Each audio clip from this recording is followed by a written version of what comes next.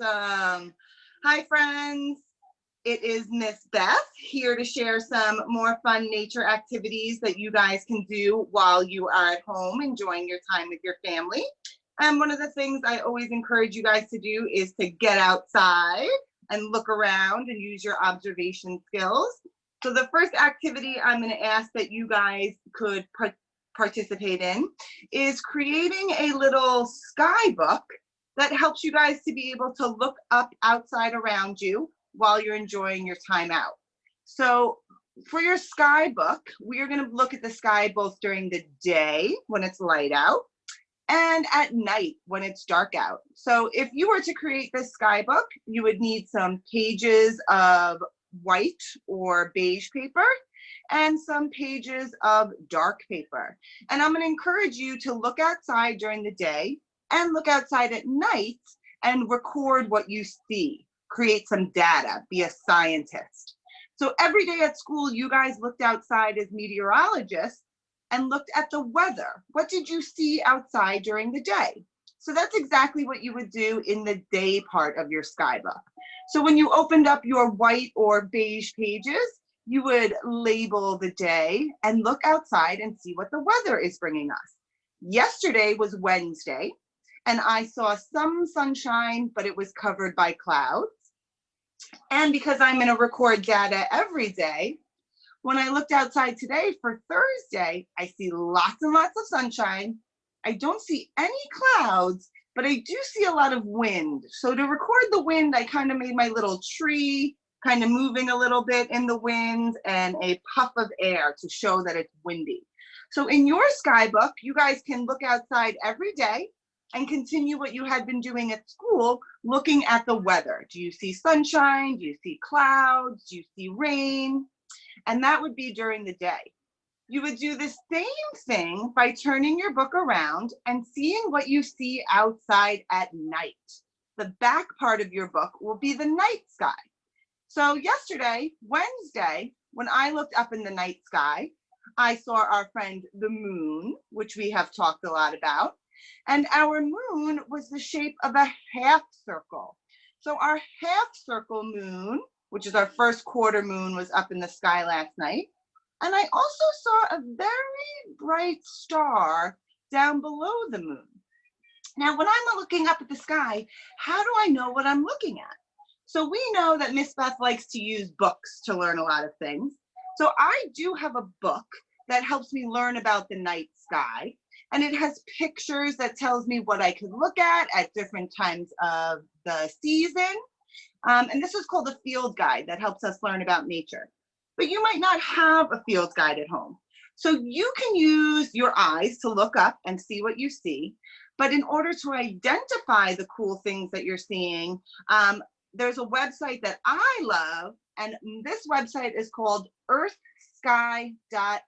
And this website lets you put in your location and it tells you exactly what you can see in the night sky.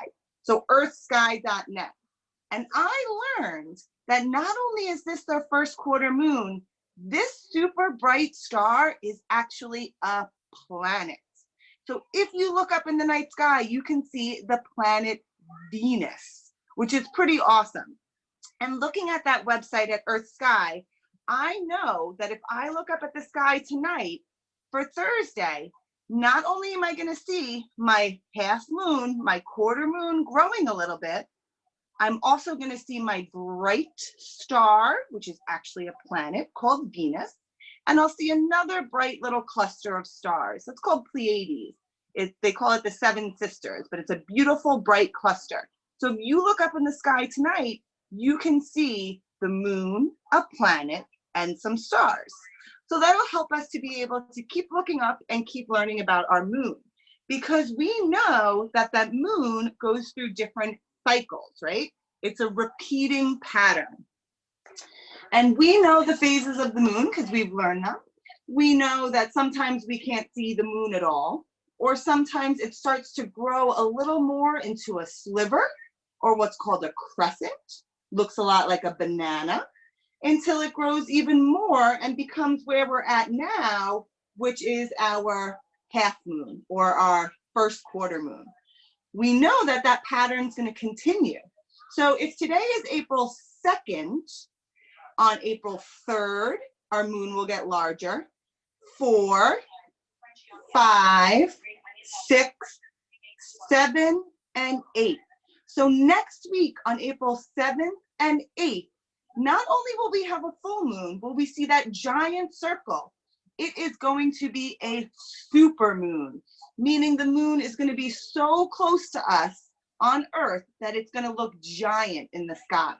So if you start your sky book this week, you'll be able to keep track until we get to that super moon next week on April 7th and 8th. And that'll be really cool for you guys to be able to see in the sky. And we know that the moon is always a circle, right? And we have learned that we see different shapes of the moon because of what's going on in the Earth's sky around us. We know that when a moon is a full circle or nice and bright, it is because the sun is reflecting or hitting off the moon that we see that whole bright circle. And we know that when we see the different shapes of the moon, it's because of the Earth's shadow. We know that the moon is moving around the Earth and the Earth is moving around the sun, which creates our different shadows. So here, if I have my bright moon, I have a skylight above me. So I have the bright light of the sun shining off the moon. And we know that when the Earth moves into where the moon is when we get that shadow, when we get things like the crescent moon. And when the Earth starts to move, we get our half moon, all the way up into our full bright moon. So we have talked a lot about shadows and reflection while learning about the moon. And it's a really cool thing for you to be able to look up at the sky and watch.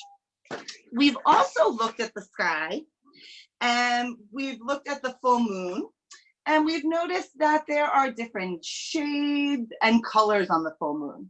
We've used our imagination, and in school we created faces on the moon and talked about how some people use their imagination, look at all these dark areas and think they see things in the moon.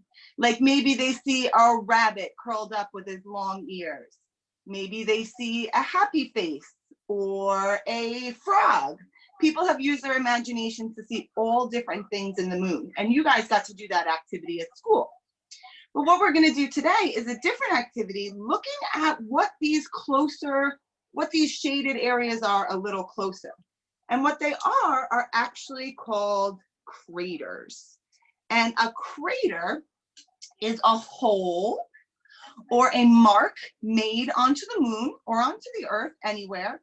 And a crater is created when rocks and all different space pieces collide or crash into the moon. It makes all these little holes or create craters, creates those different colors on the moon that we see as well.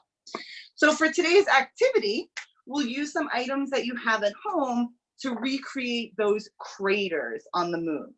So what I am going to use is Play-Doh. So if you have Play-Doh at home, you can easily do this.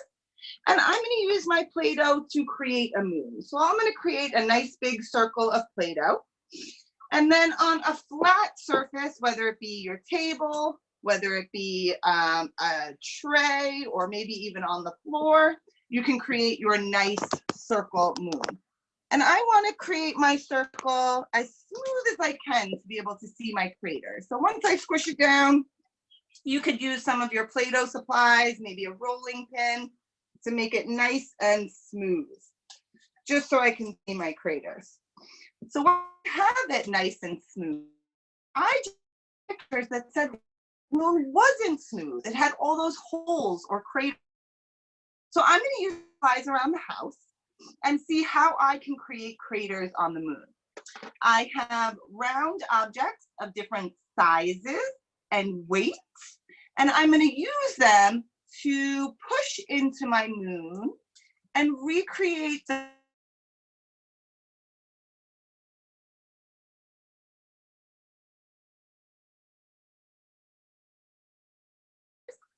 I have a light ping pong ball. I could push that in and create some different craters. And then I have some different round objects of other sizes, like a wooden bead. Is that going to make a different crater? And you don't have to stick with round items. You can use this to create any sort of sensory play that you'd like. I have a marble.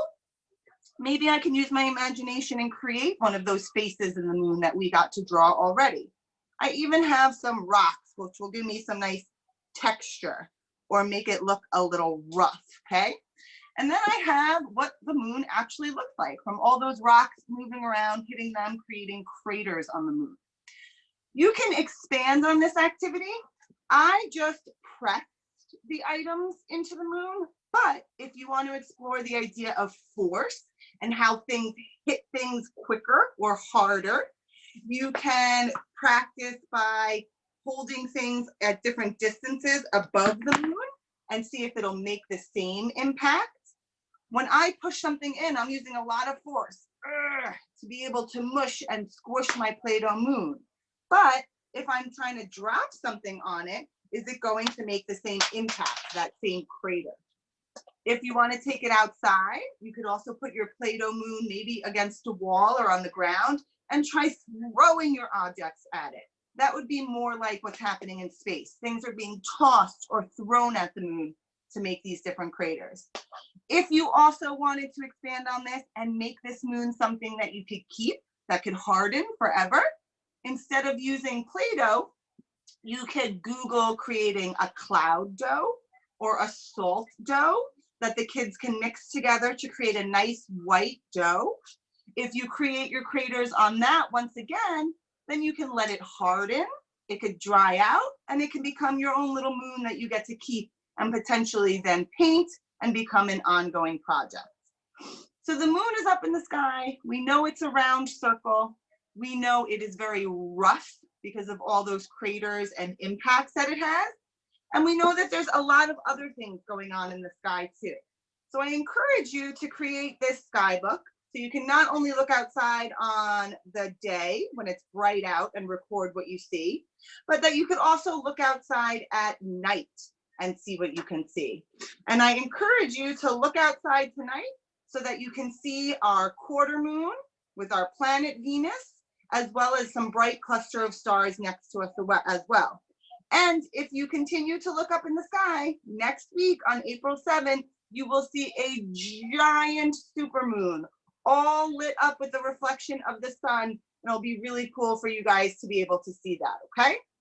So I hope you guys enjoyed talking a little bit about what's going on in our sky with me today. I hope you guys are